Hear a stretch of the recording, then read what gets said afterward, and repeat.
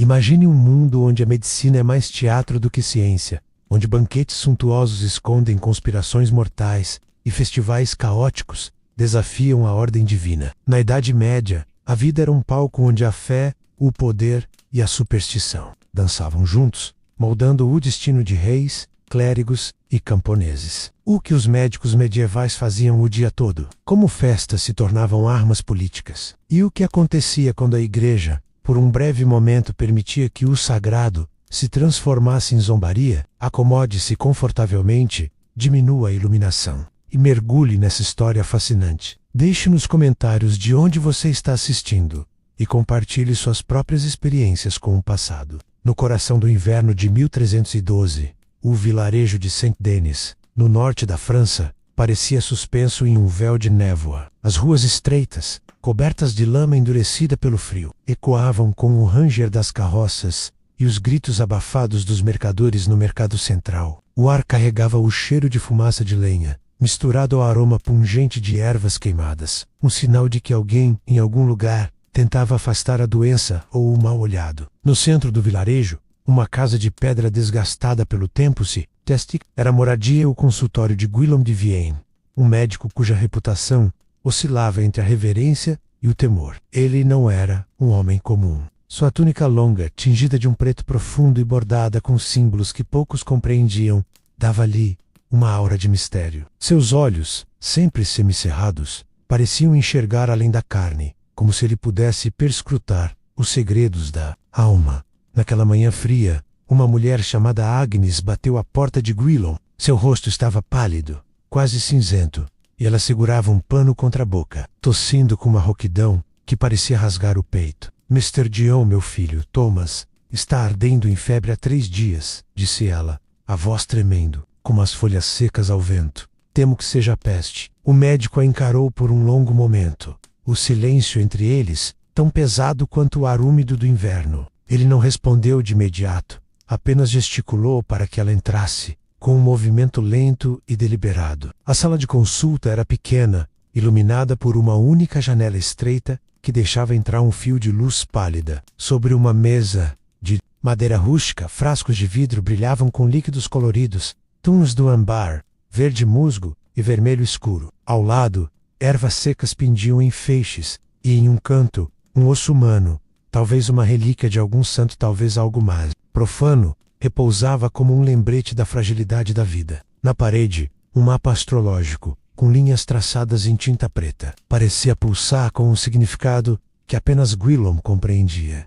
Ele pegou o frasco de urina que Agnes trouxera, segurando-o contra a luz com a reverência de um sacerdote, diante de um cálice. Girou o líquido lentamente, observando as partículas que dançavam sob o raio de sol. A urina está turva, com tons de vermelho e um leve sedimento, murmurou, mais para si mesmo do que para a mulher. Isso indica um desequilíbrio dos humores, talvez excesso de bile amarela ou um distúrbio no sangue. Ele não mencionou a peste, mas a palavra pairava no ar como uma sombra. Agnes observava, o coração apertado, enquanto ele consultava um livro encadernado em couro, suas páginas amareladas cobertas de anotações em latim. Os astros também estão desalinhados, acrescentou Guillaume, apontando para o mapa astrológico. Vênus está em conflito com Marte, e a Lua está em uma casa desfavorável. Isso não é bom para a saúde do menino. Na Idade Média, a medicina era um espetáculo de autoridade, um teatro onde a confiança do médico era tão importante quanto seus remédios.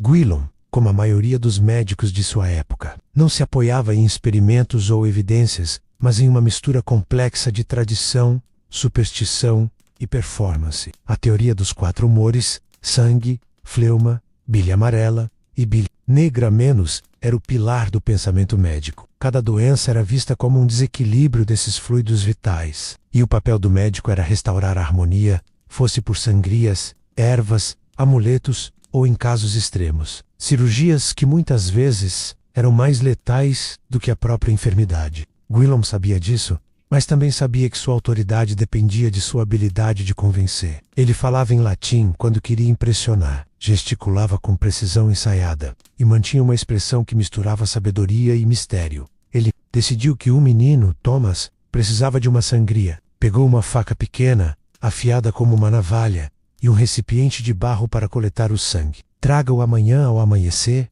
ordenou, sua voz firme, mas não cruel. E reze para que os santos intercedam. Agnes assentiu, embora o medo apertasse seu peito como uma garra. Ela sabia que a sangria era dolorosa e, em muitos casos, perigosa. Histórias de pacientes que não sobreviveram ao procedimento circulavam pelo vilarejo, sussurradas nas tavernas e nas feiras. Mas quem era ela, uma simples tecelã, para questionar um homem que lia as estrelas e falava a língua dos eruditos?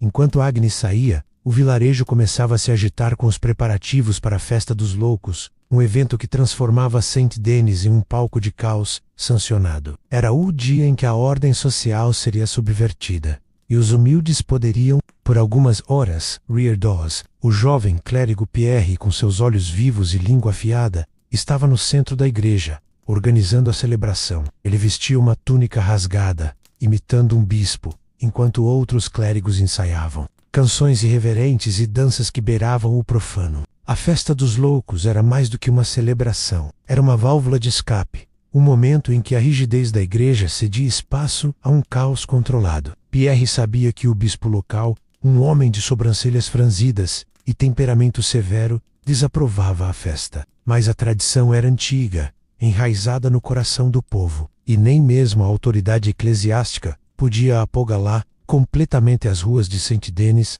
ganhavam vida à medida que o sol se punha. Tochas eram acesas, e o som de tambores e risadas ecoava pelas vielas. Guillaume, sempre reservado, observava de longe. Médicos como ele precisavam manter a dignidade, mas ele não podia ignorar a energia que pulsava no ar. A Festa dos Loucos era um lembrete de que, mesmo em um mundo governado pela fé e pelo medo, havia espaço para a rebeldia. Enquanto isso, rumores distantes chegavam ao vilarejo, carregados por mercadores e peregrinos. Falava-se de Roma, de banquetes suntuosos organizados pela família Borgia, onde o poder era selado com vinho e, às vezes, com veneno. O nome de Lucrícia Borgia era sussurrado com uma mistura de fascínio e horror. Dizia-se que ela carregava um anel com um compartimento secreto, capaz de derramar morte em uma taça sem que ninguém percebesse. Seu irmão, Cesare, era ainda mais temido, um homem que transformava banquetes em tabuleiros de xadrez político, onde cada convidado era uma peça a ser movida ou eliminada. Guillaume ouviu essas histórias enquanto caminhava pelas ruas, o frio cortando sua pele, mesmo através da túnica pesada. Ele pensava em Agnes e no menino Thomas, cuja vida dependia de suas mãos. A sangria seria realizada ao amanhecer, mas uma dúvida começava a crescer em seu peito. E se o desequilíbrio dos humores não fosse a causa? E se os astros, com toda sua influência, fossem apenas um véu para encobrir sua ignorância? Ele afastou o pensamento. Um médico não podia duvidar de si mesmo. Sua autoridade era sua força, e sem ela, ele não era nada. Enquanto isso, na igreja, Pierre liderava os clérigos em uma paródia escandalosa de uma missa, com risadas ecoando pelas paredes sagradas. A Festa dos Loucos estava apenas começando, e com ela, a promessa de um dia em que o mundo poderia ser virado de cabeça para baixo. Mas no fundo de sua mente, Pierre também sentia o peso da transitoriedade. A festa acabaria e a ordem voltaria. E em Roma, os Borgia continuavam seus jogos de poder, onde um único gole de vinho podia significar a diferença entre a vida e a morte. Amanhecer em Saint-Denis trouxe um céu cinzento, com nuvens pesadas que pareciam carregar o peso das preces não atendidas. Guillaume acordou antes do sol, o frio da manhã infiltrando-se pelas frestas da casa de pedra. Ele acendeu uma vela, cujo brilho tremeluzente iluminava a sala de consulta, projetando sombras dançantes nos frascos de ervas e nos mapas astrológicos. O médico preparava-se para a chegada de Agnes e seu filho, Thomas, cuja febre persistente o desafiava como um enigma. Ele pegou sua faca de sangria, polindo-a com um pano até que a lâmina brilhasse. Ao lado, o recipiente de barro estava pronto para coletar o sangue, e um punhado de ervas menos alecrim e sálvia, colhida sob a luz da lua cheia, como mandava a tradição, esperava para ser usado em um cataplasma. Guillaume murmurou uma prece em latim, não por devoção, mas porque as palavras antigas davam-lhe confiança. Ele precisava acreditar que os humores seriam equilibrados, que a febre cederia. Enquanto isso, nas ruas do vilarejo, A festa dos loucos ganhava força. A noite anterior havia sido apenas o prelúdio. Agora, com o dia clareando, os camponeses se reuniam na praça central, onde um palco improvisado fora montado. Pierre, o jovem clérigo, estava no centro de tudo, agora vestido como o senhor do desgoverno, uma figura que encarnava o espírito da festa. Sua túnica era uma paródia grotesca das vestes episcopais, com retalhos coloridos costurados de qualquer jeito, e um chapéu adornado com penas de galinha. Ele brandia um cajado falso, entalhado com desenhos obscenos, e gritava ordens absurdas para a multidão, que respondia com risadas e aplausos. "Bebam até o chão tremer", exclamava Pierre, enquanto barris de cerveja eram abertos e canções debochadas ecoavam. A igreja, por um dia, tornava-se um palco de sátira, onde os clérigos menores zombavam dos bispos e os camponeses riam dos senhores feudais. Agnes, no entanto, não estava na praça. Ela caminhava em direção à casa de Guillaume, segurando a mão de Thomas, um menino de 7 anos cujos olhos fundos e pele ardente denunciavam a gravidade de seu estado. O menino arrastava os pés, fraco demais para caminhar rápido, e Agnes sentia o coração apertar a cada passo. Ela não podia evitar a festa, pois a multidão bloqueava as ruas, mas seus olhos evitavam o caos colorido ao seu redor. Para ela, a festa dos loucos não era um alívio, mas uma lembrança cruel de que a vida seguia, indiferente ao sofrimento de seu filho. Quando finalmente chegou à porta de Guillaume, ela bateu com força, como se o som pudesse apressar a salvação. Abriu a porta e conduziu mãe e filho para dentro. Ele posicionou Thomas em uma cadeira de madeira, cujo encosto estava manchado de sangue seco de outros pacientes. "Fique calmo, menino", disse o médico. Sua voz firme, mas não sem um traço. Ele amarrou uma faixa de linho no braço de Thomas, apertando até que as veias se destacassem sob a pele pálida. Agnes observava, mordendo os lábios, enquanto Guillaume pegava a faca. "Isso vai liberar o humor em excesso", explicou, como se recitasse um texto ensaiado. Ele fez um corte preciso, e o sangue começou a pingar no recipiente de barro, um som ritmado que ecoava na sala silenciosa. Thomas gemeu, mas não resistiu. Agnes segurou a mão do filho, sussurrando palavras de conforto que ela mesma não acreditava, enquanto o sangue escorria. Guillaume pensava na teoria dos 4 humores, que ele aprendera na escola de medicina em Paris. Tudo, desde a febre até a melancolia, era explicado pelo equilíbrio, ou desequilíbrio, de sangue, fleuma, bile amarela e bile negra. Mas nos últimos anos, ele começara a notar que nem todos os pacientes melhoravam após as sangrias. Alguns, como Thomas, pareciam enfraquecer ainda mais. Ele afastou o pensamento, pois duvidar era perigoso. Um médico que questionasse a tradição perderia a confiança de seus pacientes, e sem confiança, ele não era nada. Ainda assim, enquanto observava o rosto pálido de Thomas, ele se perguntava se havia algo além dos humores, algo que os livros em latim não explicavam.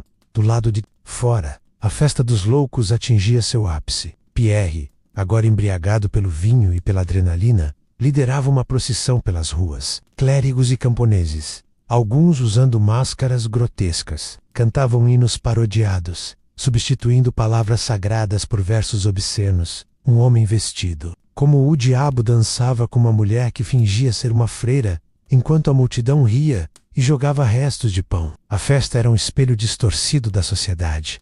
Por um dia, os pobres podiam zombar dos ricos, os clérigos podiam ridicularizar, os bispos, e a ordem divina era desafiada sem consequências. Mas Pierre sabia que o bispo local, Dom Bernard, estava observando de sua residência. Ele desaprovava a festa, considerando-a uma afronta à igreja, mas não podia Bonilacem provocar revolta. A festa dos loucos era uma tradição antiga, enraizada no coração do povo, e até os poderosos temiam o peso da tradição. Enquanto isso, rumores de terras distantes continuavam a chegar a Saint-Denis, um mercador italiano que passara pela cidade a caminho de Paris. Contava histórias dos banquetes dos Borgia, em Roma. Ele falava de mesas cobertas com pratos de ouro, onde fazões recheados e vinhos raros eram servidos por criados, que pareciam mais espiões do que servos. No centro de tudo estava Lucrícia Borgia, uma mulher cuja beleza era tão letal quanto os rumores que a cercavam. Dizia-se que ela manipulava os convidados com sorrisos e palavras doces, enquanto Cesare, seu irmão, observava cada movimento, Como um falcão à espreita, o mercador mencionou um banquete onde um cardeal desafeto dos Borgia caiu morto após um gole de vinho. Veneno, sussurrou o mercador, embora ninguém pudesse provar. Essas histórias fascinavam os camponeses de Saint-Denis, que viam nos Borgia um reflexo de seus próprios senhores feudais, poderosos, intocáveis e perigosos.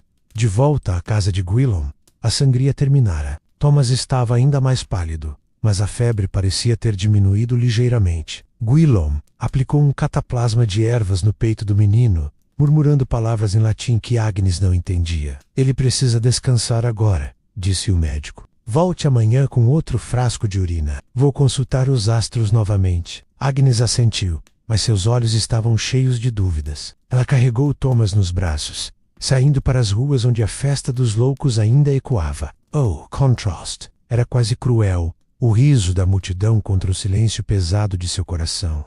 Guillaume ficou sozinho, limpando a faca com cuidado. Ele olhou para o mapa astrológico, tentando encontrar respostas nas linhas que traçara anos atrás. Mas pela primeira vez em muito tempo, ele sentiu uma inquietação que não podia nomear. A medicina, a festa, os rumores de Roma menos, tudo parecia parte de um grande teatro, onde cada um desempenhava um papel sem saber o desfecho. Enquanto guardava suas ferramentas, ele ouviu o som distante de tambores, um lembrete de que o caos da festa ainda reinava, e em algum lugar, talvez até em Saint-Denis, o equilíbrio entre ordem e rebelião estava prestes a mudar.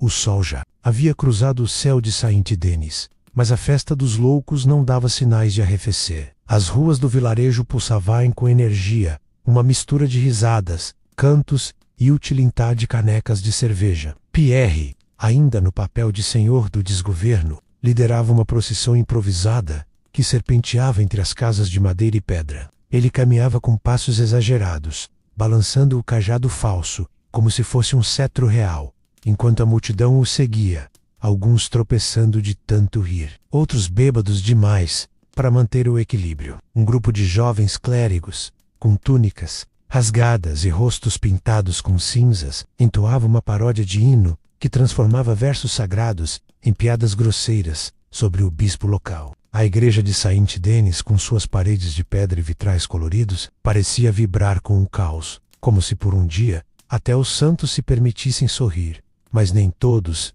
em Saint-Denis, estavam imersos na festa. Na casa de Guillaume, o médico, o ar era pesado, carregado com um cheiro de ervas queimadas e o eco de uma tensão silenciosa. Ele havia passado a manhã refletindo sobre o caso de Thomas, o menino febril, cuja sangria não trouxera a melhor esperada. O cataplasma de alecrim e sálvia parecia ter aliviado a respiração do garoto, mas seus olhos fundos e a pele pegajosa ainda preocupavam Guillaume. Ele voltou ao seu livro de medicina, folheando as páginas amareladas em busca de respostas. As anotações escritas em latim por mestres de décadas passadas repetiam a mesma ladainha. Os 4 humores governavam o corpo, e qualquer doença era um sinal de desequilíbrio. Mas pela primeira vez, Guillaume sentia que as palavras soavam vazias. Ele olhou para o frasco de urina que Agnes deixara, agora guardado em uma prateleira. Os 16 tons de uroscopia, que ele aprendera a interpretar na escola de medicina,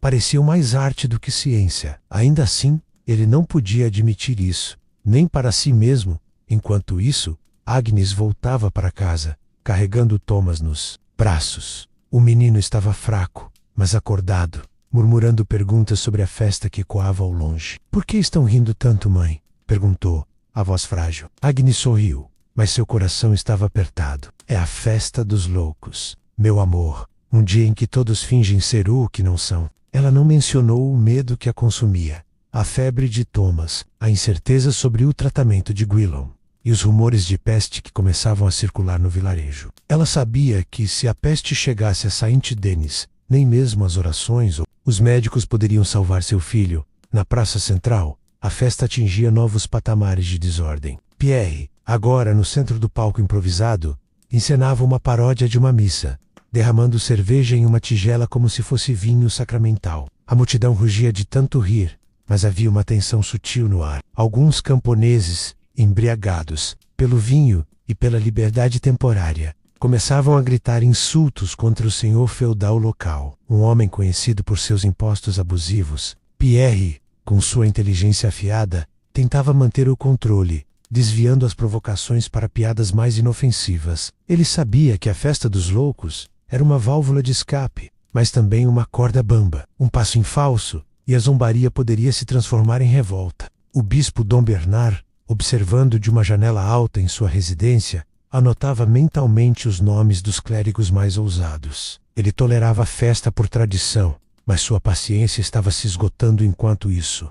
Histórias de terras distantes continuavam a chegar ao vilarejo, trazidas por um grupo de peregrinos que havia parado em Saint-Denis a caminho de Compostela. Eles falavam de Roma, onde os Borgia reinavam como uma força quase sobrenatural. Um dos peregrinos, um homem de barba grisalha chamado Mateu, contava sobre um banquete que presenciara na corte do Papa Alexandre VI. As mesas eram cobertas com tapeçarias douradas, e os pratos pareciam saídos de um conto de fadas. Disse ele, seus olhos brilhando com a memória, mas havia algo no ar, uma sensação de que cada garfada podia ser a última. Ele descreveu Lucrícia Borgia, sentada à cabeceira, com um vestido de veludo vermelho, que parecia absorver a luz das velas. Ela sorria para os convidados, mas seus olhos eram frios, calculistas. Ao seu lado, Cesare Borgia observava em silêncio, como um predador à espreita. Mateu jurava ter visto um cardeal tossir violentamente após tomar um gole de vinho,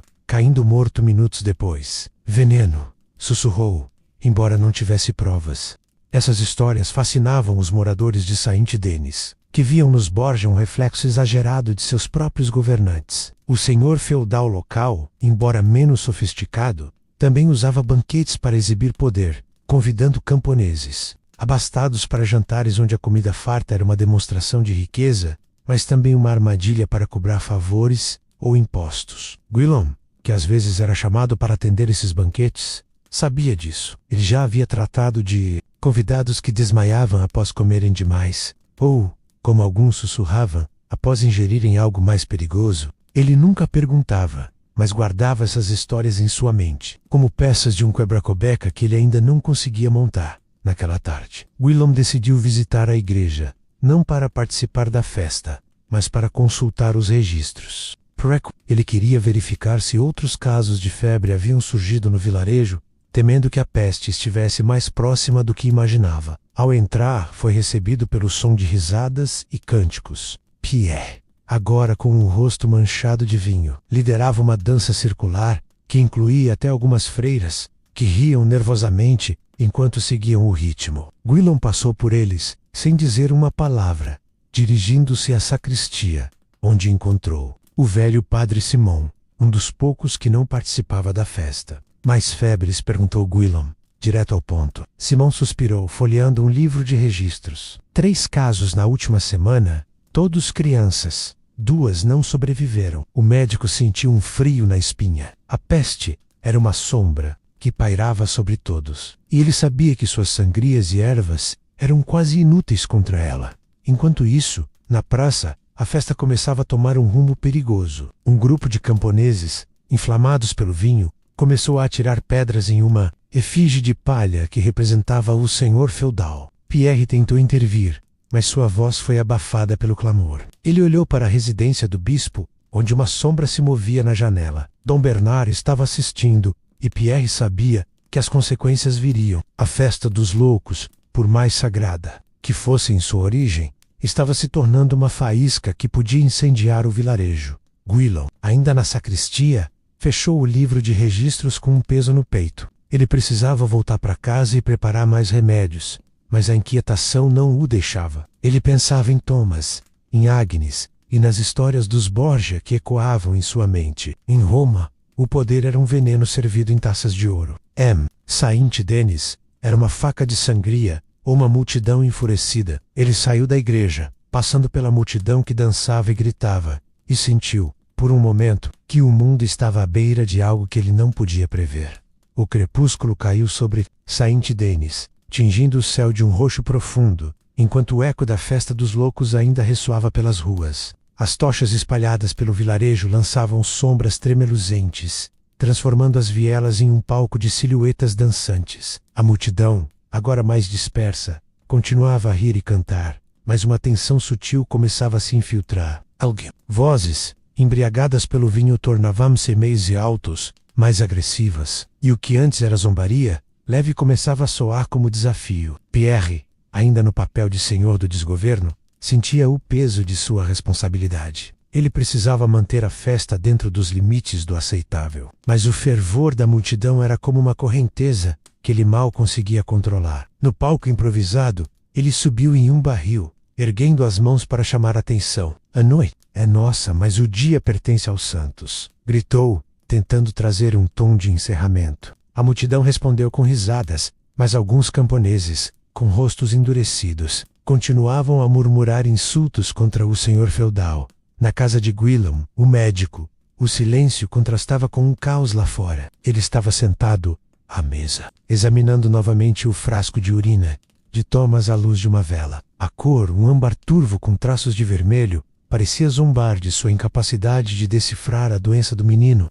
Ele consultou seu livro de medicina, folheando páginas que descreviam os 16 tons de horoscopia, cada um supostamente indicando um estado específico dos humores. Mas, quanto mais lia, mais Guillaume sentiu uma inquietação crescer. Ele pensava em Thomas, cuja febre persistia, e nas duas crianças mencionadas pelo padre Simon, que não sobreviveram. A peste era uma possibilidade cada vez mais real, e Guillaume sabia que suas ferramentas, facas, ervas, amuletos, eram frágeis diante de uma força tão implacável. Ele pegou um talismã de osso pendurado em seu pescoço, um presente de seu mestre em Paris, e o apertou com força, como se pudesse extrair dele alguma certeza. Enquanto isso, Agnes estava em casa, uma cabana modesta na periferia do vilarejo. Thomas dormia em uma cama de palha, coberto por um cobertor puído. A febre parecia ter cedido um pouco, mas o menino ainda tossia, um som seco que cortava o coração de Agnes. Ela acendia uma vela ao lado de uma pequena imagem de São Sebastião, o protetor contra a peste, e rezava em silêncio. As risadas da festa chegavam abafadas até ela, como um lembrete de um mundo que parecia distante. Agnes pensava no que Guillaume dissera sobre os astros e os humores, mas sua fé no médico estava abalada. Ela ouvira histórias de outros vilarejos, onde médicos fugiam quando a peste chegava, deixando os doentes à mercê do destino. Será que Guillaume faria o mesmo? Ela afastou o pensamento, concentrando-se na respiração frágil de Thomas. Na praça, a situação começava a escapar do controle de Pierre. Um grupo de camponeses, liderados por um ferreiro chamado Roland, havia acendido uma fogueira maior do que o permitido. Eles dançavam ao redor das chamas, gritando palavras que misturavam zombaria com revolta. Roland, um homem de ombros largos e mãos calejadas, segurava uma efígie de palha que representava o senhor feudal e a agitava sobre o fogo. Que ele queime como nossos bolsos, gritou, arrancando aplausos de alguns e olhares nervosos de outros. Pierre, percebendo o perigo, desceu do barril e tentou se aproximar de Roland. Amigo, a festa é para rir, não para queimar, disse, com um sorriso forçado. Mas Roland o encarou com olhos faiscantes. Rir não enche a barriga, clérigo. Talvez seja hora de mais do que risos. Do alto de sua residência, o bispo Dom Bernard observava a cena com uma expressão dura. Ele havia tolerado a festa dos loucos por anos, mas o comportamento de Roland e a ousadia crescente da multidão cruzavam uma linha perigosa. Ele chamou seu assistente, um jovem clérigo chamado Etienne, e deu ordens para que os guardas do senhor feudal fossem alertados. Se a festa se transformar em revolta, agiremos com firmeza, disse, sua voz fria como o vento de inverno. Etienne assentiu, mas seus olhos traíam desconforto. Ele também era de origem camponesa, e entendia a raiva que fervia na praça. A festa dos loucos, por mais sagrada que fosse, estava se tornando um espelho das tensões que dividiam Saint-Denis. Enquanto isso, histórias dos Borgia continuavam a circular, agora alimentadas por um trovador que chegara ao vilarejo. Sentado em uma taverna lotada, ele cantava sobre um banquete em Roma, onde o Papa Alexandre VI exibira sua riqueza com pratos de pavão recheado e taças incrustadas de joias. Mas o trovador baixava a voz ao falar de Lucrícia Borgia, descrevendo-a como uma serpente disfarçada de anjo. Ela sorria enquanto serve o vinho, mas cuidado com o anel em seu dedo. Cantava, arrancando suspiros da multidão. Ele contava que Cesare Borgia, durante um desses banquetes, havia convencido um nobre rival a jurar lealdade, apenas para que o homem fosse encontrado morto na manhã seguinte. As histórias, verdadeiras ou não, fascinavam os moradores de Saint-Denis, que viam nos Borgia uma versão exagerada de seus próprios jogos de poder. Guillaume, alheio ao caos crescente na praça, decidiu sair de casa para coletar mais ervas no bosque próximo. Ele carregava uma bolsa de linho, onde guardava facas, frascos e um pequeno livro de anotações. O bosque, a poucos quilômetros do vilarejo, era um lugar que ele visitava com frequência, pois acreditava que as ervas colhidas sob certas constelações tinham poderes especiais. Enquanto caminhava, pensava em Thomas e nas crianças que haviam morrido. Ele se perguntava se a peste já estava em Saint-Denis ou se a febre do menino era apenas uma coincidência cruel. No fundo, ele sabia que suas sangrias e cataplasmas eram, na melhor das hipóteses, gestos de esperança. A medicina medieval era um equilíbrio delicado entre conhecimento e teatro, e Guillaume era um mestre na arte de parecer confiante no bosque. Ele encontrou uma clareira onde crescem tomilho e hortelã, plantas que ele usava para aliviar febres. Enquanto colhia as ervas, ouviu um barulho distante, gritos,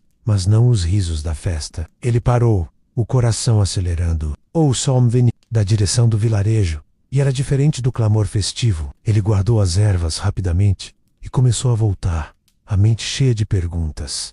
Será que a peste havia chegado? Ou será que a festa dos loucos, com sua energia caótica, havia finalmente cruzado o limite? Ele apressou o passo, sentindo que o equilíbrio frágil de Saint-Denis estava prestes a se romper.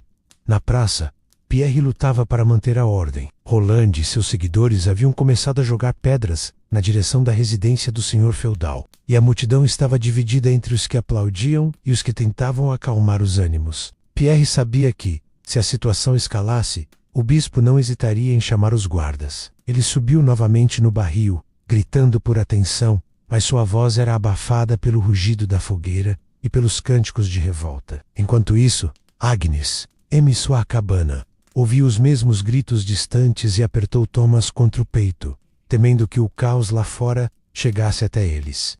A noite em Saint-Denis estava densa, o ar carregado com o cheiro de fumaça e o eco de gritos que já não pareciam apenas festivos. A festa dos loucos, que começara como uma celebração de caos sancionado, agora tremia à beira da desordem. Verdera, na praça central, a fogueira crepitava com força, lançando fagulhas que dançavam no céu como estrelas rebeldes. Roland, o ferreiro, estava no centro da multidão, sua voz grave, ecoando enquanto brandia a efígie de palha do senhor feudal. Chega de impostos que nos esmagam, gritava, seus olhos brilhando com uma mistura de raiva e vinho. A multidão ao seu redor oscilava entre o entusiasmo e a incerteza, alguns erguendo punhos em apoio, outros recuando, temerosos das consequências. Pierre, ainda tentando manter o controle, subiu em uma carroça abandonada, sua túnica de senhor do desgoverno, agora suja de cinzas.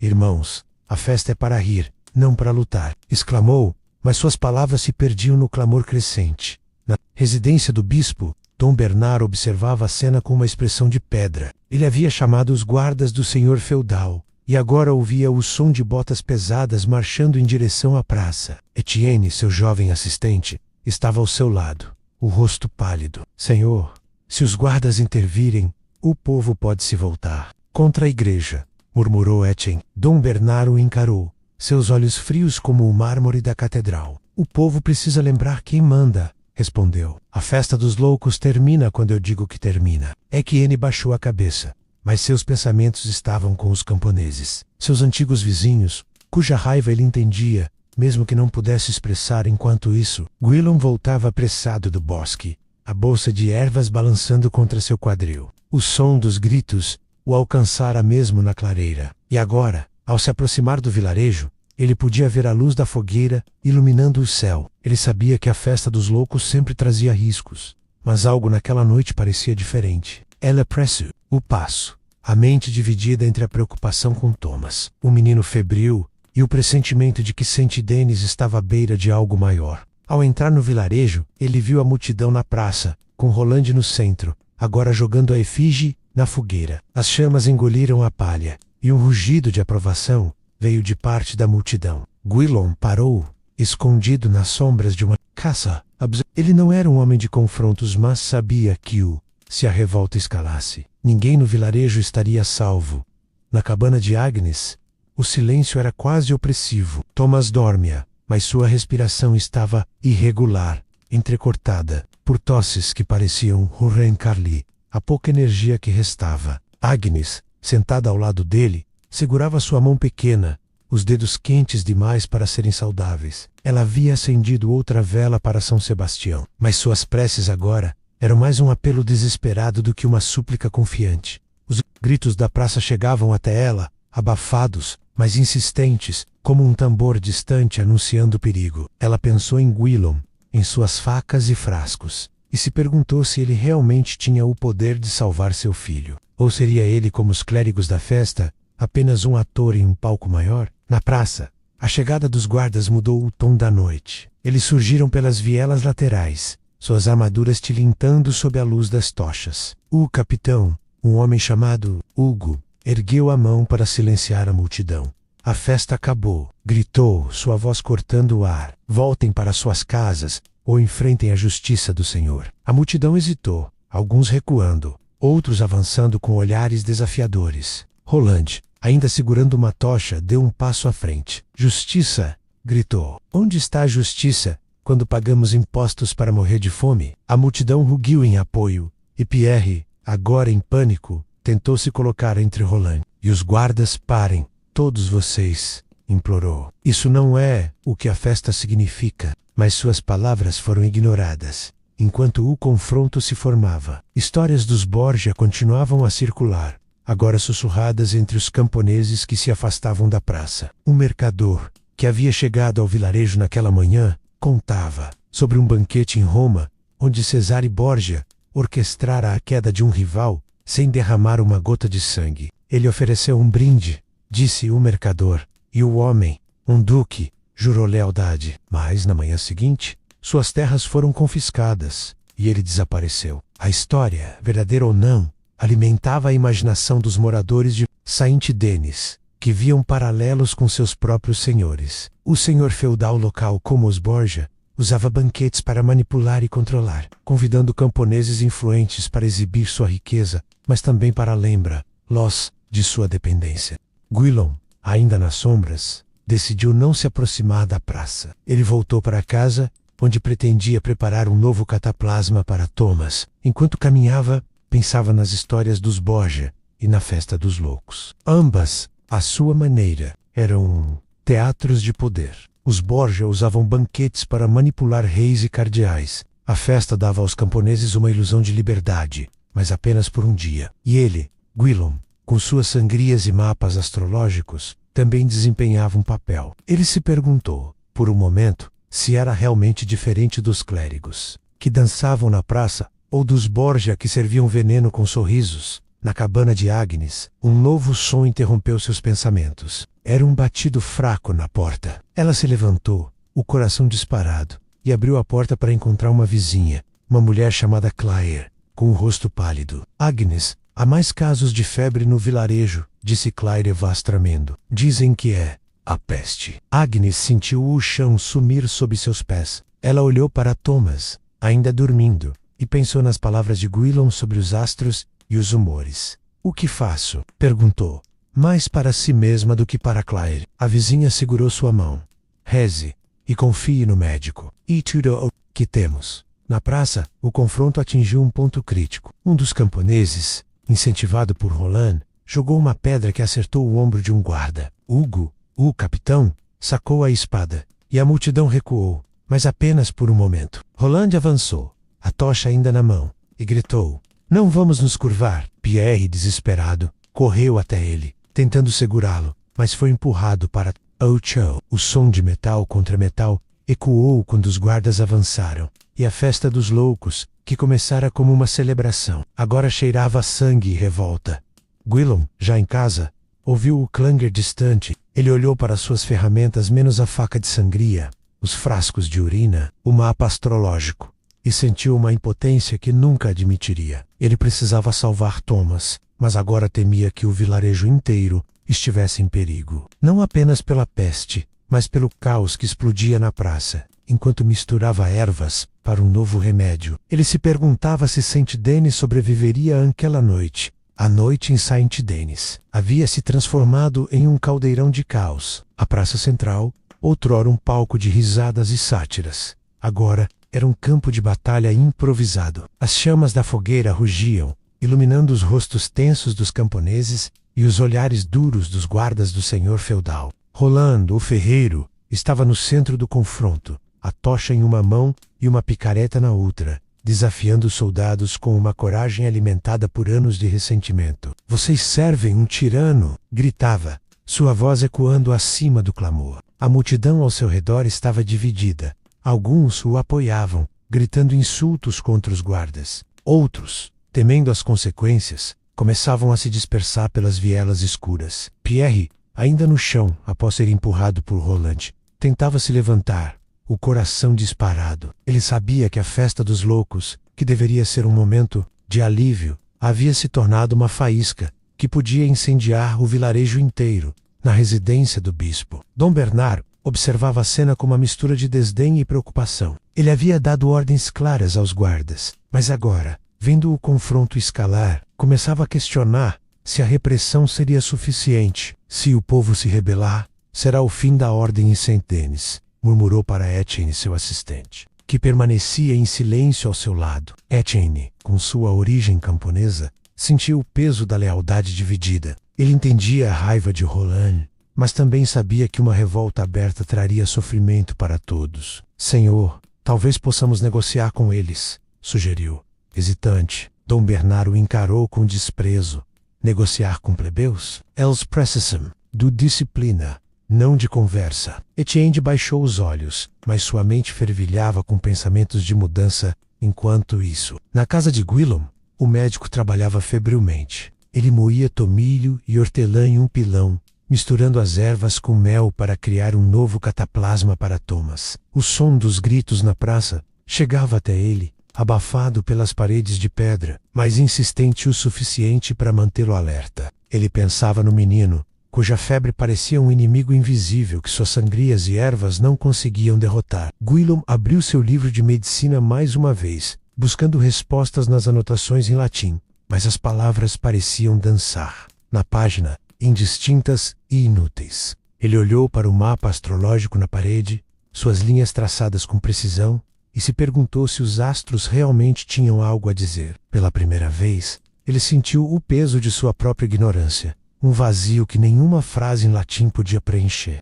Na cabana de Agnes, o ar estava carregado de medo. Thomas acordara, tossindo com mais força, o rosto vermelho de febre. Agnes segurava sua mão, tentando acalmá-lo com palavras suaves, mas seus olhos estavam cheios de lágrimas. A notícia, trazida por Claire, sobre outros casos de febre no vilarejo, ecoava em sua mente. "A peste", sussurrou para si mesma, como se dizer a palavra em voz alta pudesse torná-la real. Ela olhou para a imagem de São Sebastião, a vela quase consumida, e tentou rezar, mas as palavras não vinham. Os gritos da praça, agora mais altos, pareciam um presságio. Ela abraçou Thomas, desejando protegê-lo não apenas da doença, mas do mundo que parecia desmoronar lá fora.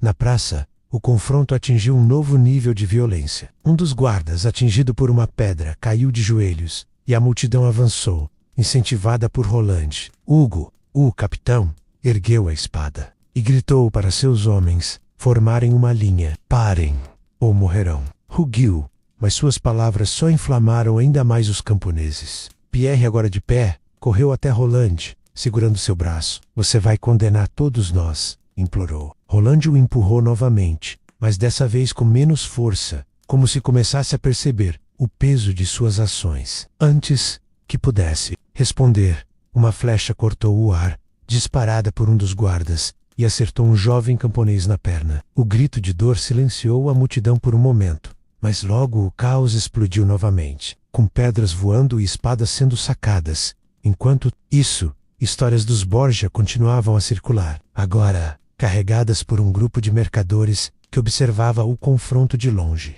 Um deles, um homem de olhos astutos chamado Lorenzo, contava sobre um banquete em Roma, onde Lucrícia Borgia, havia encantado um embaixador francês com sua beleza, apenas para que ele fosse encontrado morto dias depois. Ela não precisava de veneno, disse Lorenzo, com um sorriso torto. Seu charme era arma, e Cesare cuidava do resto. Os outros mercadores riam, mas seus olhos estavam fixos na praça, onde a violência escalava. Para eles, o caos de Saint-Denis era um eco distante dos jogos de poder dos Borgia, onde cada movimento era calculado e cada traição, disfarçada de cortesia. Guillaume, em sua casa, terminou de preparar o cataplasma e decidiu visitar Agnes. Mesmo com os tumultos na praça, ele pegou sua bolsa, agora cheia de ervas e frascos, e saiu, mantendo-se nas sombras para evitar o confronto. Enquanto caminhava, pensava nos banquetes dos Borgia, que ouvira dos mercadores. Ele imaginava Lucrícia, com seu anel de veneno, manipulando convidados com um sorriso,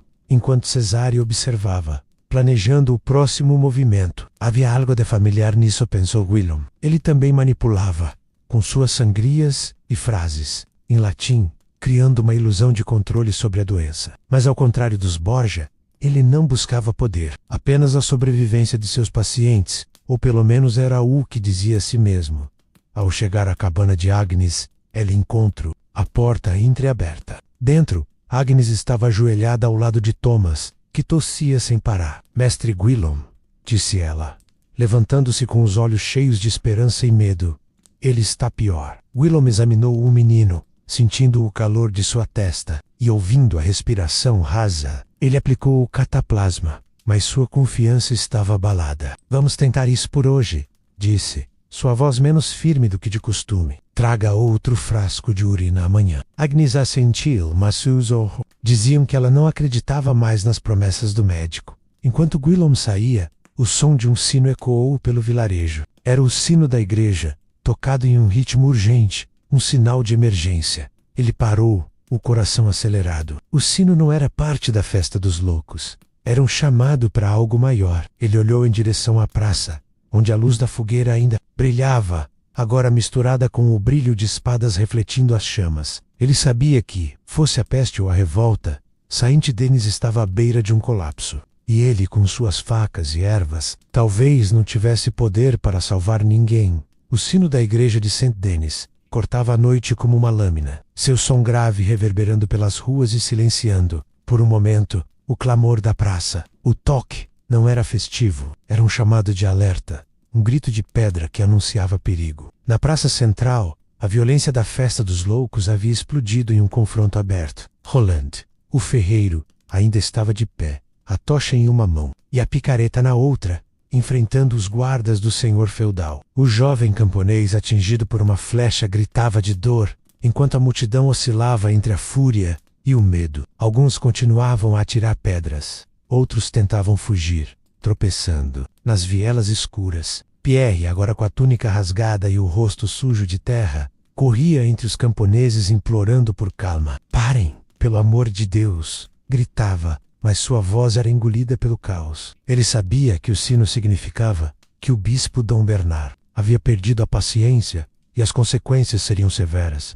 Na residência do bispo, Dom Bernard estava de pé, olhando pela janela enquanto o sino ecoava. Chega de tolerância, disse ele a Etienne, seu assistente, que permanecia em silêncio, os olhos fixos no chão. Os guardas vão restaurar a ordem, e aqueles que desafiaram a igreja pagarão. Etienne queria protestar, lembrar ao bispo que a festa dos loucos era uma tradição antiga, mas ele sabia que seria inútil. Dom Bernard já havia decidido que a revolta, mesmo que pequena, era uma ameaça à sua autoridade. Ele enviou Etienne para reunir os clérigos que não estavam na praça, ordenando que preparassem a igreja para um possível refúgio ou julgamento. Etienne saiu, o coração pesado, sentindo que o vilarejo que ele conhecia estava se despedaçando. Enquanto isso, Guillaume, parado na porta da cabana de Agnes, ouviu o sino e sentiu um arrepio. Ele sabia que o toque não era apenas sobre a revolta na praça. Rumores de peste estavam se espalhando, e o sino podia ser um chamado para isolar o vilarejo. Ele olhou para Agnes,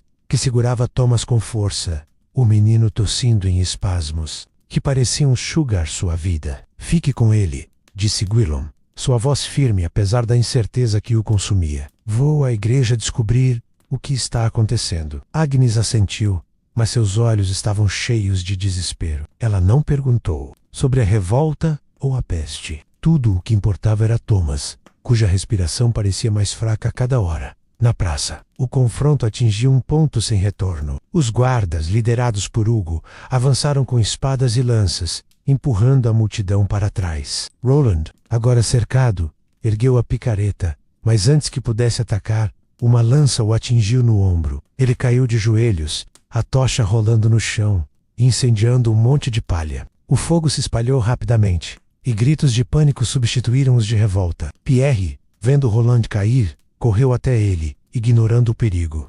"Você precisa parar", gritou, tentando arrastar o ferreiro para longe dos guardas. Mas Roland, com sangue escorrendo pelo braço, apenas riu, um som amargo. "Parar! Eles nunca param de nos esmagar." Pierre não teve tempo de responder. Uma nova onda de guardas chegou, e a multidão começou a se dispersar, correndo para as vielas.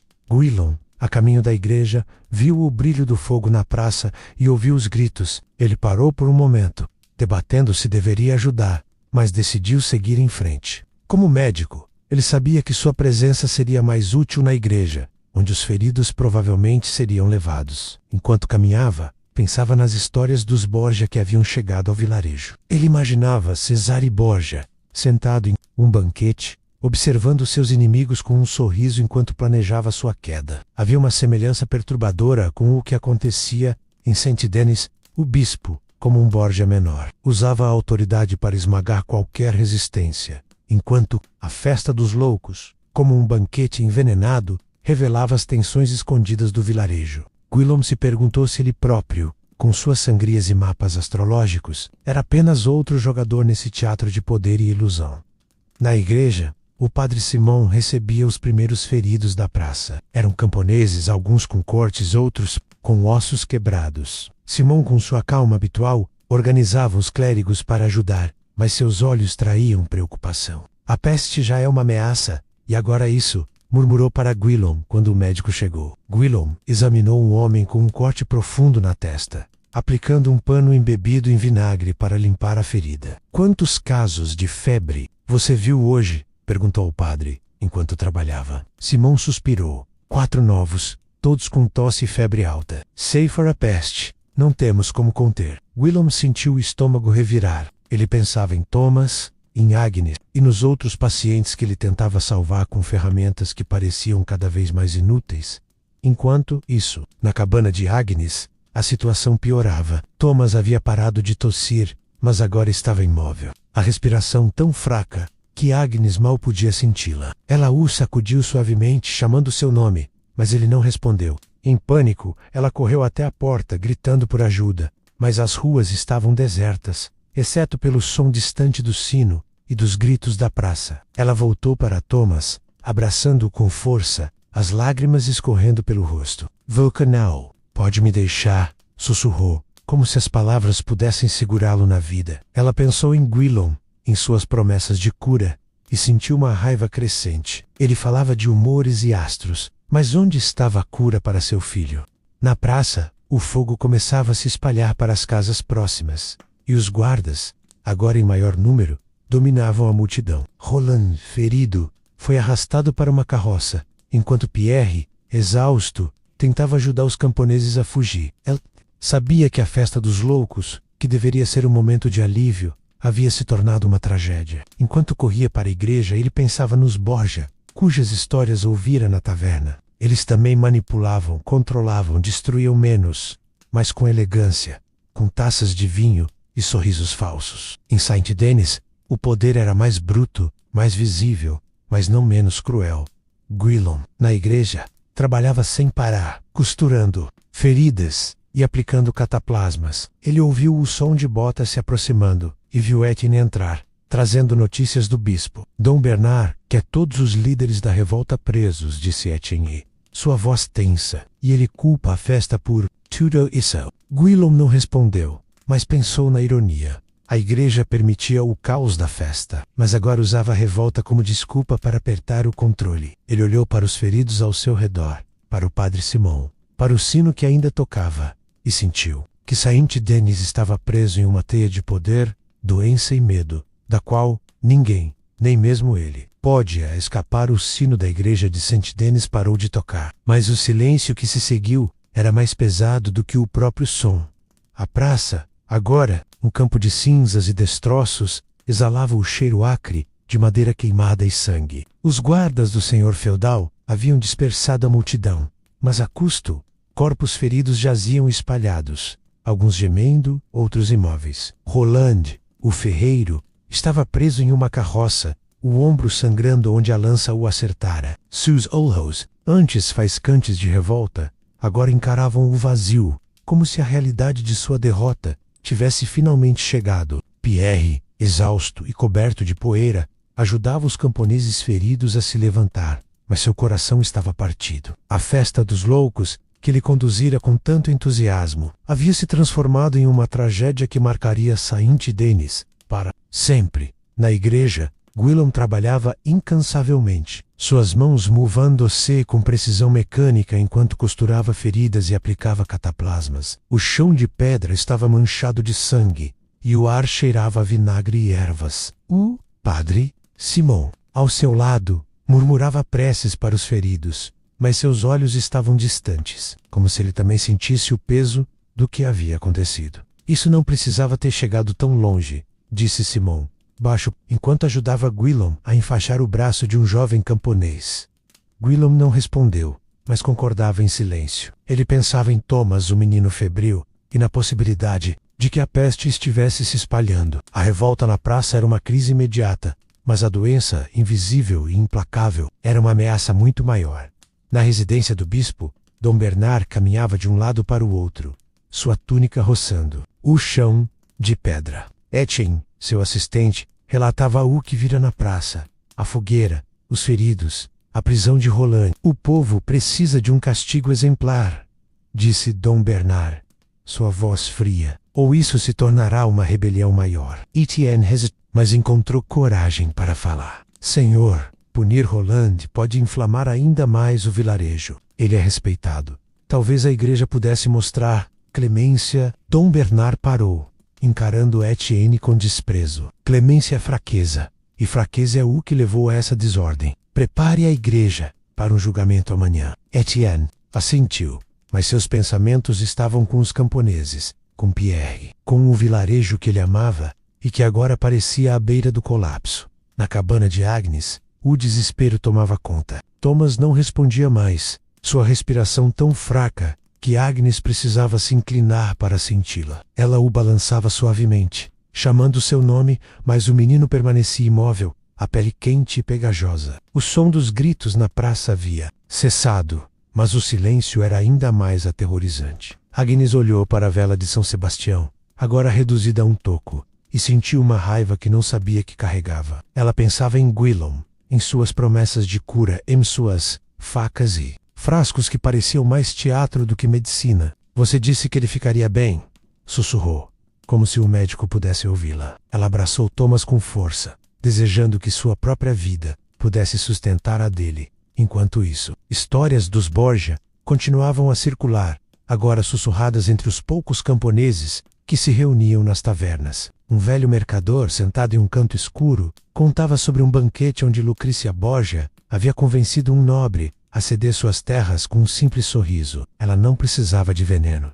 disse ele, com um brilho nos olhos. Sue, charme era o veneno, e Cesare cuidava do resto. Os ouvintes, ainda abalados pela violência na praça, viam paralelos com seus próprios governantes. O senhor feudal de Saint-Denis, como os Borgia, usava demonstrações de poder para controlar, mas sem a elegância de Roma.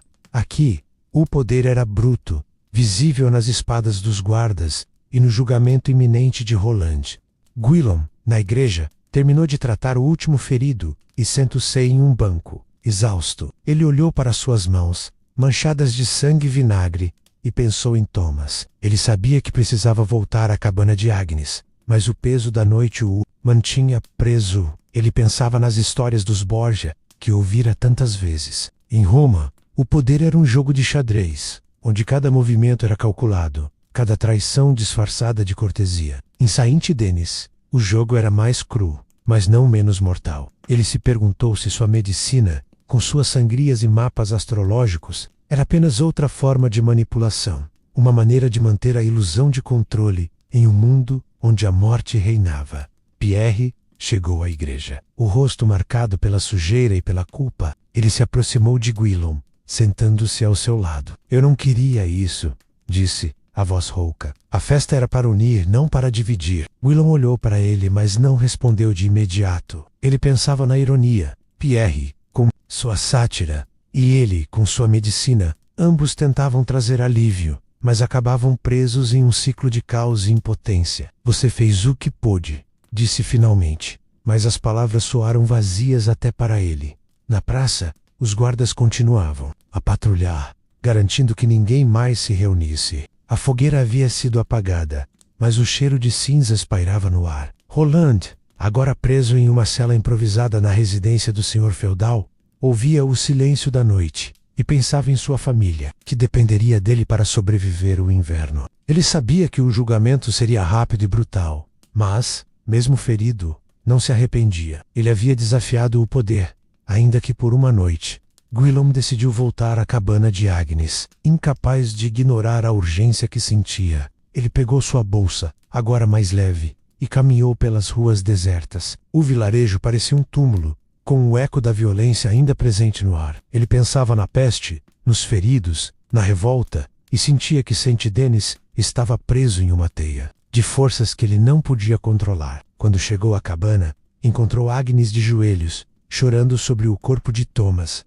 que não respirava mais. Guillaume parou na porta, o coração apertado. Ele quis dizer algo, oferecer consolo, mas as palavras não vieram. Ele sabia que sua medicina havia falhado, assim como a festa dos loucos havia falhado em trazer alívio. E como o bispo falharia em restaurar a ordem sem mais sangue? Enquanto Agnes chorava, Guillaume ouviu um novo som, ao longe o murmúrio de vozes, como se o vilarejo estivesse se reunindo novamente. Ele saiu da cabana, olhando para a praça, onde luzes de tochas começavam a se acender. Algo estava acontecendo, e ele sabia que, fosse revolta ou luto, Saint-Denis nunca seria o mesmo. A madrugada rastejava sobre Saint-Denis, fria e silenciosa, como se o vilarejo prendesse a respiração após a tempestade da noite anterior. As ruas, ainda marcadas por cinzas e destroços da fogueira, pareciam um campo de batalha abandonado. As tochas que Guillaume vira acender-se ao longe eram agora um grupo pequeno de camponeses, reunidos em um canto da praça, sussurrando entre si. Não era revolta, mas luto. A notícia da morte de Thomas, o filho de Agnes, espalhara-se rapidamente, carregada por Clyde, a vizinha, que correra de casa em casa com lágrimas nos olhos. Para os moradores de Saint-Denis, a perda do menino era mais do que uma tragédia pessoal, era um presságio, um sinal de que a peste, temida e sussurrada, estava entre eles. O sino da igreja, que horas antes anunciara o caos, agora permanecia mudo, como se até os santos temessem falar. Guillaume, ainda na porta da cabana de Agnes, sentia o peso de sua impotência como uma pedra no peito. Ele olhava para Agnes,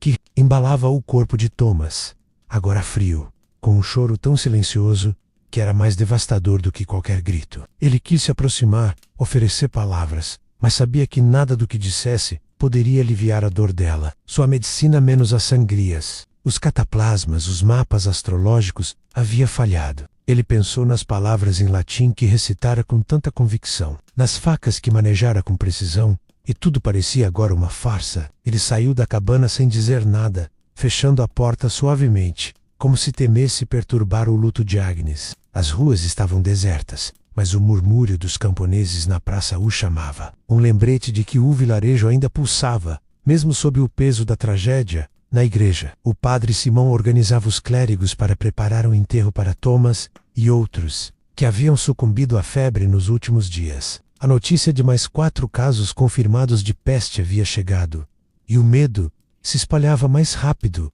do que a própria doença. Simão, com sua calma habitual abalada, olhava para os bancos da igreja, agora cheios de feridos da revolta e famílias.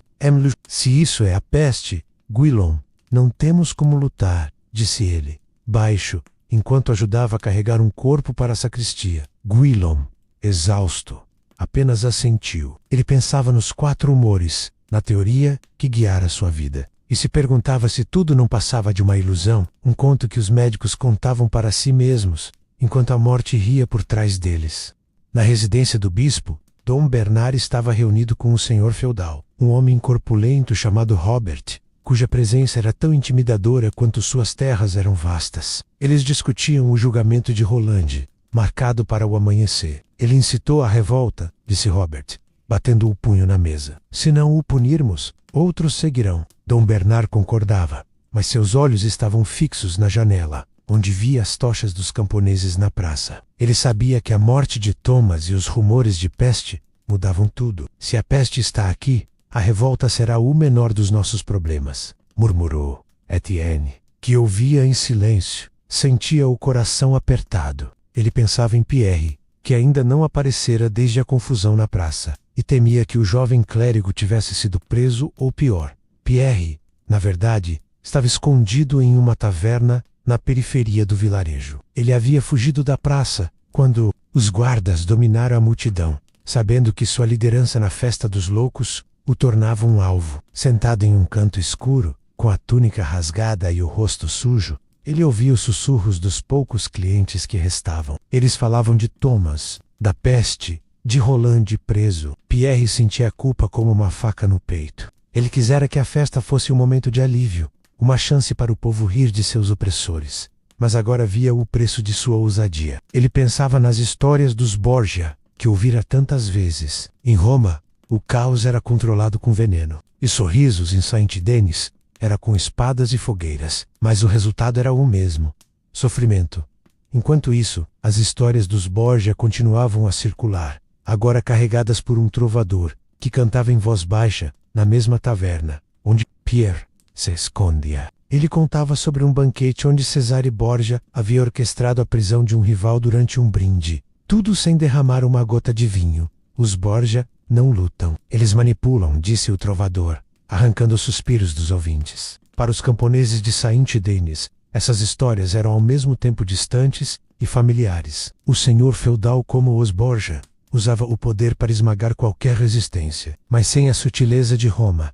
Aqui, a força era bruta, visível, nas cicatrizes dos feridos e na cela onde Roland aguardava seu destino. Guilou, caminhando em direção à praça, viu o grupo de camponeses reunidos. Eles não gritavam, mas seus rostos estavam marcados pelo luto e pelo medo. Claire, a vizinha de Agnes, estava entre eles, contando a história de Thomas com lágrimas nos olhos. Ele era só um menino, dizia ela, voz embargada. Oh, fez o que pôde, mas a peste não perdoa. Guillaume parou, escondido nas sombras, ouvindo as palavras que o acusavam. Ele quis se defender, explicar que sua sangria seguiam os ensinamentos dos mestres, que os astros haviam indicado o caminho, mas sabia que seria inútil. O povo não queria explicações. Eles queriam esperança, e ele não tinha mais nenhuma para oferecer.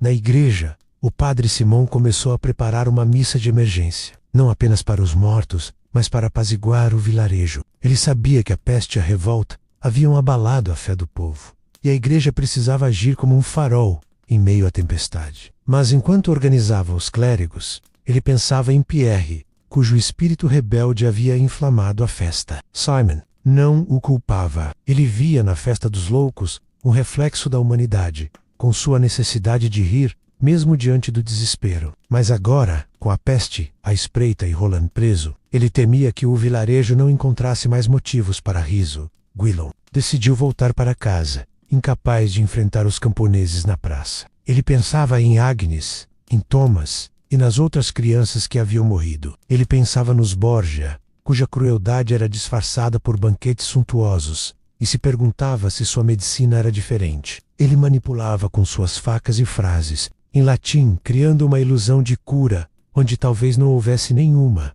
Enquanto caminhava, ouviu o som de passos atrás dele. Era Etienne, o assistente do bispo, com o rosto pálido. Mester Dion, o bispo quer você na igreja ao amanhecer. Diz que haverá um julgamento, e ele teme que a peste seja usada como desculpa para mais revolta. Guillaume assentiu, mas sua mente estava em outro lugar. Ele sabia que o julgamento de Rolande seria apenas o começo, e que Saint-Denis, preso entre a doença e o poder, caminhava para um destino incerto, o amanhecer. em Saint-Denis trouxe um céu pálido, com nuvens finas que pareciam véus rasgados sobre o vilarejo. A praça, agora limpa dos destroços da noite anterior, estava silenciosa, mas carregada de uma tensão que pairava como névoa. Os camponeses se reuniam lentamente, seus rostos marcados pelo luto e pelo medo, enquanto os guardas do senhor feudal patrulhavam as vielas, garantindo que nenhuma nova revolta eclodisse. A morte de Thomas, o filho de Agnes,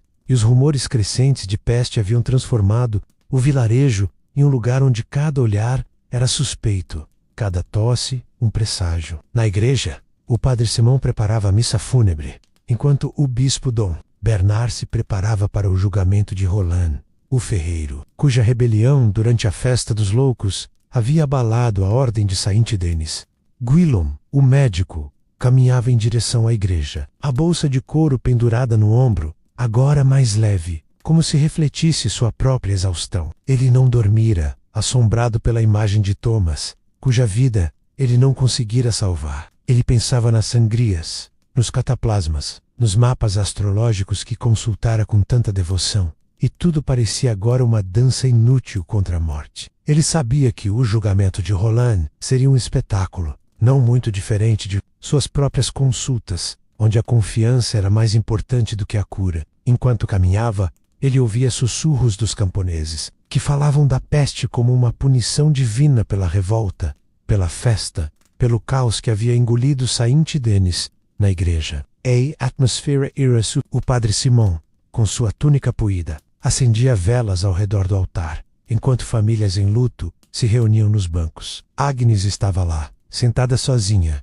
o rosto inchado de tanto chorar. Ela não olhou para Guillaume quando ele entrou, e ele não teve coragem de se aproximar. O bispo Dom Bernard, em sua túnica impecável, estava no púlpito, conversando em voz baixa com o senhor feudal. Robert Etienne, o assistente, organizava os clérigos, mas seus olhos estavam fixos na multidão, procurando Pierre, que ainda não aparecera. Etienne temia pelo amigo, sabendo que sua liderança na festa dos loucos o tornava um alvo para a ira do bispo. Na praça, o julgamento de Roland estava prestes a começar. Ele foi trazido em uma carroça, as mãos amarradas, o ombro enfaixado, onde a lança o acertara. Abzer Dador. Ele mantinha a cabeça erguida, encarando os guardas e os camponeses com uma mistura de desafio e resignação. A multidão, agora maior, murmurava, alguns gritando insultos contra o senhor feudal, outros implorando clemência para Roland. Dom Bernard subiu em uma plataforma improvisada, sua voz ecoando com autoridade. Este homem incitou a revolta, desafiou a ordem divina e trouxe caos a Saint-Denis. Declarou: sua punição será um exemplo para todos. Roland, em silêncio, olhou para a multidão, seus olhos encontrando os de Claire, a vizinha de Agnes, que chorava baixo. Ele sabia que sua família sofreria, mas também sabia que sua revolta havia dado voz ao desespero do povo. Enquanto isso, Pierre, ainda escondido na taverna, ouviu o som da multidão e decidiu que não podia mais fugir. Ele vestiu uma capa simples, escondendo a túnica rasgada de senhor do desgoverno, e caminhou até a praça. Ele sabia que enfrentaria a ira do bispo,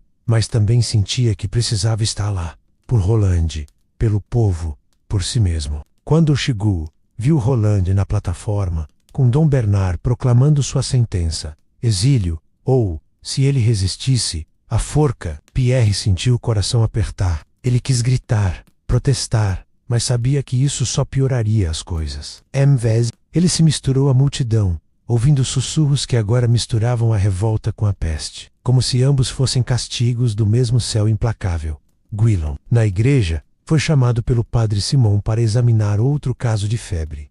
Era uma jovem filha de um padeiro, que tossia com o mesmo som seco que Thomas tivera. Guillaume aplicou um cataplasma, mas seus movimentos eram mecânicos, desprovidos da confiança que outrora exibia. Ele pensava nos Borgia, cujas histórias continuavam a ecoar no vilarejo. Um mercador, parado na porta da igreja, contava sobre um banquete onde Lucrícia Borgia havia manipulado um cardeal com um simples olhar, enquanto Cesare selava sua ruína com um brinde. Em Saint-Denis, o poder era menos sutil, mas igualmente cruel. Dom Bernard e o senhor feudal usavam o julgamento de Roland para restaurar a ordem, mas, como os Borgia, eles sabiam que o medo era a verdadeira arma. Enquanto o julgamento prosseguia, a peste se tornava mais real. Mais 3 casos foram confirmados naquela manhã, e os camponeses começaram a evitar as ruas, temendo o contágio. Gwilym, após examinar a jovem, saiu da igreja e caminhou até a praça, onde viu Roland sendo levado de volta à carroça. A multidão estava silenciosa, derrotada, mas os olhos de muitos ainda queimavam com raiva. Gwilym encontrou Pierre entre eles, o rosto escondido pela capa. Você precisa sair do vilarejo, sussurrou Gwilym. O bispo vai atrás de você. Pierre assentiu, mas seus olhos estavam fixos em Roland. Eu trouxe isso sobre ele, murmurou. Gwilym segurou seu ombro. Você deu ao povo uma voz, mesmo que por uma noite. Não se culpe. A missa fúnebre começou, e Agnes, ainda sentada sozinha, ouviu as palavras do padre Simon sem realmente escutá-las. Ela pensava em Thomas Emsoir Resada, Emsus brilhantes antes da febre. Ela pensava em Gwilym, cuja medicina havia falhado, e no bispo, cuja ordem esmagava o povo. Ela pensava na festa dos loucos, que prometia liberdade, mas trouxe apenas dor. Quando a missa terminou, ela se levantou e caminhou até a praça, onde viu Roland sendo levado. Por um momento, seus olhos encontraram os dele, e ela viu neles o mesmo desespero que sentia. Ambos haviam perdido algo irrecuperável, e Saint-Denis, com sua peste e seu poder, não oferecia consolo. Gwilym voltou para casa, exausto, mas incapaz de descansar. Ele olhou para suas ferramentas, menos a faca de sangria, os frascos de urina, o mapa astrológico, e pela primeira vez considerou abandoná-las. Ele sabia que a peste continuaria a se espalhar, que Roland seria exilado, que Pierre talvez nunca mais fosse visto. Mas em meio ao desespero, ele pensou nos camponeses que ainda o procurariam, nas mães como Agnes, que ainda depositaria nele suas últimas esperanças. Ele pegou a faca, limpando-a com cuidado, e decidiu que, mesmo sem certezas, continuaria, não por confiança, mas por necessidade, enquanto o sol subia no céu. Saint-Denis começava a se reconstruir, não com alegria, mas com a determinação teimosa de quem sobrevive. A peste viria, como sempre vinha, e o poder continuaria a esmagar, como sempre esmagava. Mas nas ruas, nos sussurros, nas memórias da festa dos loucos, algo permanece a semente de uma rebelião que, um dia, poderia mudar tudo. E enquanto isso, as histórias dos Borgia continuariam a circular, lembrando a todos que o poder, seja em Roma ou em Saint-Denis, era um jogo perigoso, jogado com sangue, veneno e esperança. Deixe nos comentários o que achou dessa história e compartilhe suas próprias reflexões sobre o passado. Inscreva-se para mais jornadas como esta, e juntos, vamos explorar os segredos de outros tempos.